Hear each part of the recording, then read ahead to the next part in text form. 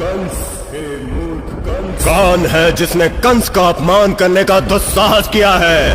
कौन है जिसे अपने प्राणों का मोह नहीं रहा? मूर्ख, ये प्रलाप करने का समय नहीं, भेद प्रकट करने का समय है। अरे दुर्बुद्धि, जिस देवकी को तू बड़ी प्रसन्नता से रथ में बैठा कर ले जा रहा है, उसी देवकी की 8वीं संतान तेरी मृत्यु बन के आएगी।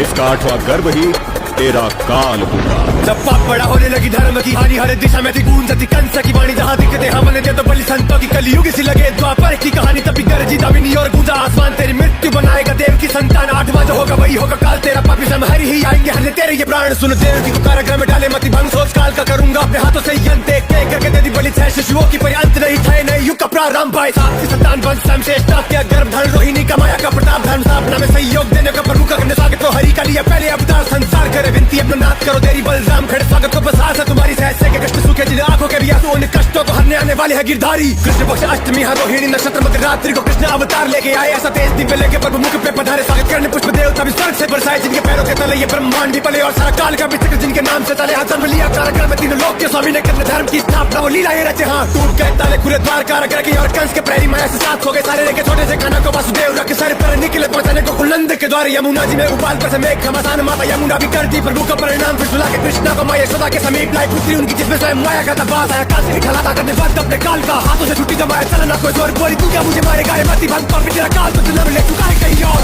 विष्णु फिर से छल कर गया छलिया, परंतु कब तक रक्षा कर पाएगा उस बालक की मेरे इन हाथों से, जिस कंस के भय से स्वर्ग के देवताओं से लेके पाताल के असुर तक थर्रा उठते हैं। उस कंस के साथ तू माया का ये खेल खेल रहा है, परंतु अधिक समय तक नहीं, इससे पहले वो बालक मेरी मृत्यु बन के आए, मैं स्वयं उसका काल बन जाऊंगा।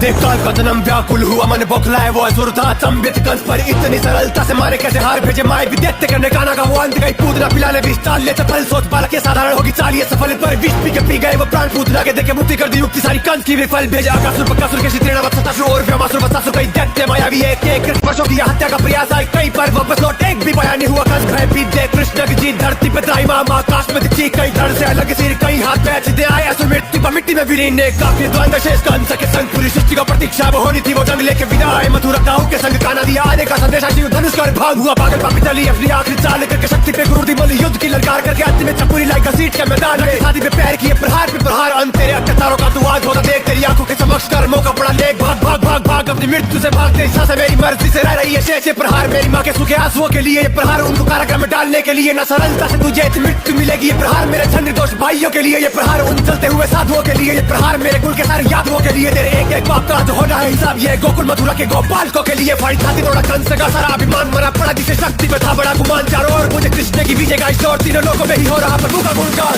यदा यदा हि धर्मस्य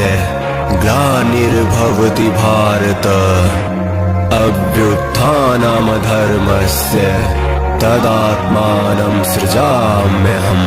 परित्राणाय साधूनां विनाशाय च दुष्कृतां धर्म संस्थापनार्थाय संभवामि युगे युगे।